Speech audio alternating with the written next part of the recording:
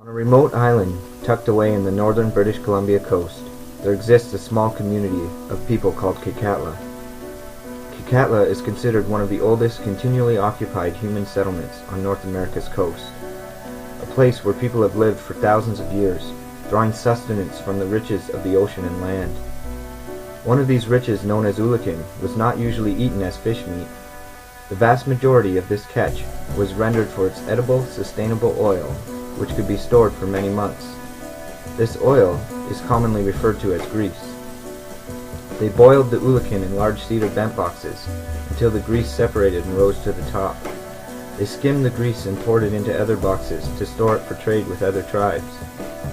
The grease from these small fish could be traded for furs, copper, and obsidian, among other things. Trails across the continent were developed.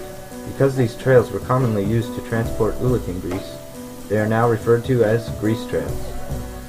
For thousands of years, First Nations traders followed well-trodden grease trails, backpacking heavy boxes of valuable ulikin grease. The trails, operating on a relay system, covered a geographic area from what is now the Yukon Territories south to what is now Northern California, and as far east as central Montana and Alberta. Thousands of years later, in the mid to late 1800s, geological surveys and studies were being done in the Alberta tar sands. These studies concluded that the evidence points to the existence of the most extensive petroleum fields in North America, if not the world. Separating the oil and sand, however, proved to be an expensive, labor-intensive process.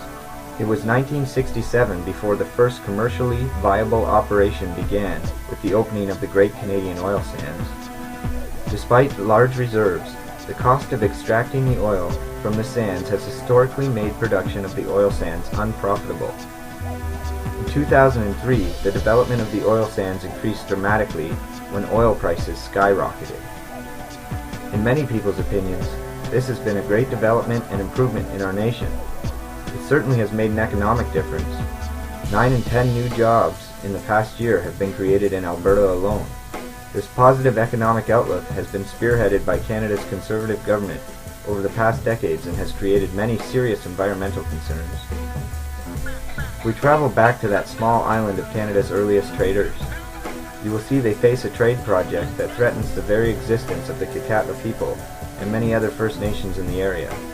The Enbridge Northern Gateway Pipeline project is a proposal to construct a pipeline nearly 1,200 kilometers in length running from Alberta to Kitimat. Massive oil tankers would then transport this crude oil across the ocean to Asian markets. It's estimated that the proposed project could produce more than $600 million in economic benefits during the lifetime of the project. However, were a spill to occur, there would be $9.6 billion in cleanup costs and more than $300 million in costs to the region's commercial fisheries, port, and tourism industries. Enbridge and 10 other energy companies have invested more than $450 million to develop the Gateway proposal. Up to 10% of the equity has been set aside for Aboriginal partners. The people of Kitkatla don't wish to accept any type of equity offer and stand strong in their opposition to this development. Stephen Harper is quoted while promising that his government is committed to adhering to its First Nations consultation requirements, that the project offers an unprecedented opportunity for Aboriginal people to join the mainstream of the Canadian economy. Perhaps the Canadian government has an unprecedented opportunity to learn from the thousands of years of sustainable and renewable trade that took place within these nations. Perhaps Canadian investments would pay off for future generations if we could think ahead far enough. I don't know what the future will hold for Kitkatla and the development of this pipeline. I merely suggest that we think seriously about the opinions of the earliest recorded traders in North America and think twice about forcing a development that threatens their very existence. An elder once told me that when they think about decisions for Kitkatla, they try to think of how it will affect the next 7 to 10 generations. Is our government thinking that far ahead?